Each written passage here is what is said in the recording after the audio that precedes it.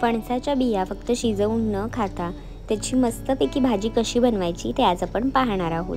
त्यासाठी इथे मी ह्या फणसाच्या बिया ज्या एक दिवस ठेवून सुकलेल्या असतील अशा घ्यायच्या, म्हणजे त्याच्या साली ज्या आहेत ना त्या अशा मोकळ्या झालेल्या असतात, मग त्या हाताने सोलून सुद्धा निघतात। जर हाताने सोलून अशा निघत नसतील तर काय करायचं ते सुद्धा मी व्हिडिओमध्ये दाखवणार आहे। तर काही साली ज्या आहेत त्या मोकळ्या झालेल्या आहेत, तर त्या हाताने सुद्धा पटकन सोलता येतात, म्हणून मी हाताने सोलून घेते। आणि ज्या साली हाताने सोलता येत नसतील त्या साली थोड्याशा ठेचून घ्यायच्या बिया आणि मग त्याची साल जी आहे ना ती मोकळी होते। आता मी इथे खलबत्त्याचा दांडा घेते, त्याने असं हलकंसं ठेचते, मग बी जी आहे ती बीची साल फुटली जाते। जास्त जोरात ठेचलात तर मग बी सुद्धा ठेचली जाईल, पण आपल्याला भाजीच करायची आहे त्याच्यामुळे एवढं काही टेन्शन घ्यायचं नाही बी सुद्धा ठेचली गेली तर आता अशा पद्धतीने मी ह्या ज्या बिया आहेत त्या सर्व सोलून घेणार आहे। ज्या हाताने निघतील त्या हाताने त्यांची सालं काढून घेणार आहे आणि ज्या बिया हाताने सालं निघणार नाही आहेत त्यांना ठेचून काढणार आहे। तुमच्याकडे ह्या बियांना काय म्हणतात ते तुम्ही मला कमेंटमध्ये सांगू शकता। फणसाच्या बियांना वेगवेगळ्या नावांनी ओळखलं जातं, तर तुम्ही सांगू शकता। काही ठिकाणी गोट्या म्हणतात, काही ठिकाणी आठलं म्हणतात, किंवा अजून काही वेगवेगळी सुद्धा नावं आहेत, तर तुम्ही ते मला कमेंटमध्ये सांगा। आता इथे बिया सोलून झाल्या आहेत, त्या मी कुकरमध्ये घालते। कुकरमध्ये शिजवून घ्यायच्या, म्हणजे भाजी बनायला काही फार वेळ लागत नाही। बिया बुडतील एवढंच पाणी याच्यामध्ये घालायचं आणि कुकरचं झाकण बंद करून 10 मिनिटांसाठी शिजवून घ्यायचं।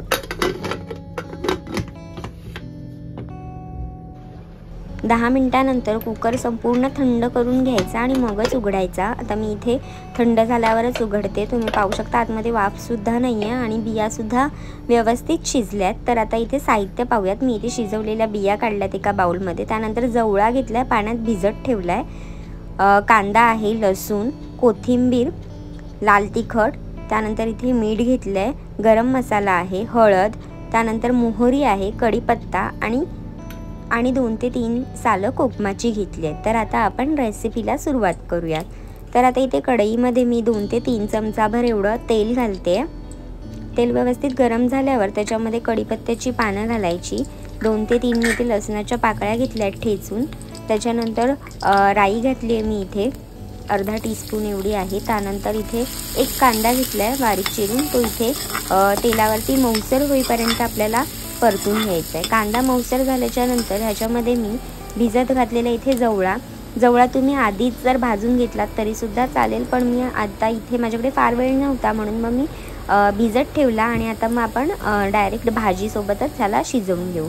तर आता इथे मी जवळा घालते, ह्याच्यातलं सर्व पाणी जे आहे ते पिळून घेतलं आहे। तुम्ही जवळ्याच्या ऐवजी कोणतीही सुकी मच्छी इथे वापरू शकता, सुकी कर्दीसुद्धा इथे तुम्ही वापरू शकता, पण जवळा घालून खूप सुंदर होते भाजी, त्याच्यामुळे जवळाच मी इथे वापरला आहे। आता जवळ्याला सुद्धा एक 2 ते 3 मिनटं आपल्याला छान कांद्यासोबतच भाजून घ्यायचं आहे।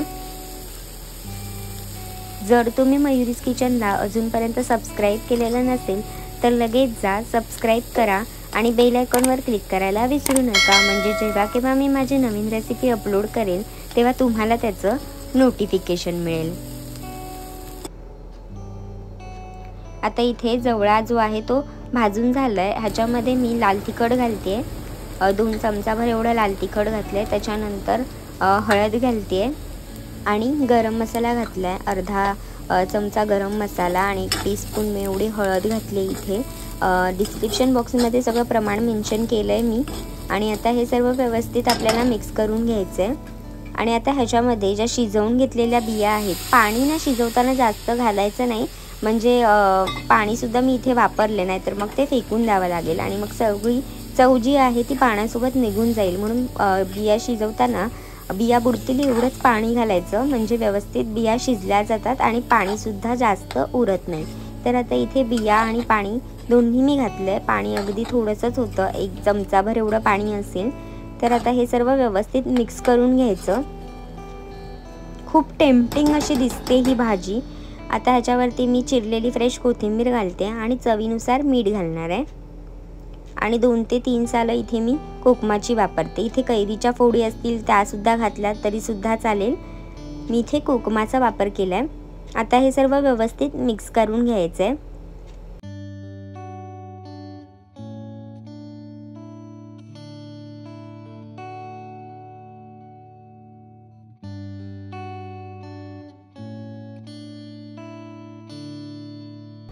आता भाजी व्यवस्थित मिक्स करून झाल्याच्या नंतर ह्याच्यावरती झाकण ठेवायचं आहे आणि वाफेवरती आपल्याला 5 मिनटं ठेवायचं, म्हणजे जवळा जो आहे तो अजून व्यवस्थित शिजेल आणि भाजीला सुंदर अशी चव येईल।